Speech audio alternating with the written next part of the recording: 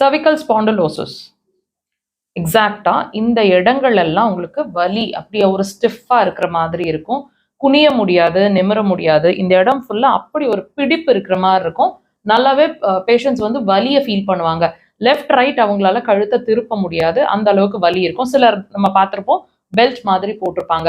இந்த சிரமங்கள், இந்த வலி உங்களுக்கு கழுத்து வலி இருந்தா இந்த பாயிண்ட் வச்சு ட்ரீட் பண்ணிக்கலாம். லொகேஷன் பாருங்க, கால் பாதத்தோட சுண்டு விரல் சைடு நீங்க இப்படி தள்ளினீங்கன்னா ஒரு பள்ளம் தெரியும்.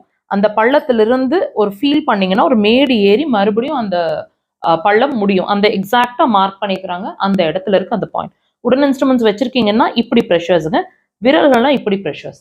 டீப் ப்ரெஷர்ஸா இருக்கட்டும், அதாவது அக்குபஞ்சர் நீடில் போட்டா எந்த அளவுக்கு உங்களுக்கு அந்த வலி இருக்குமோ அந்த அளவுக்கு 3லிருந்து 5 முறை ப்ரெஷர் கொடுங்க. கொடுக்கறதுக்கு முன்னாடி வலியை லெஃப்ட் ரைட் உங்களுக்கு எப்படி செக் பண்ணுமோ பண்ணிட்டு ப்ரெஷர் கொடுங்க. உடனே டிஃபரன்ஸ் தெரியுங்க, ரிலீஸ் ஆகும் கழுத்து. தேவைப்பட்ட அதுக்கு மேலே கண்டினியூ பண்ணுங்க.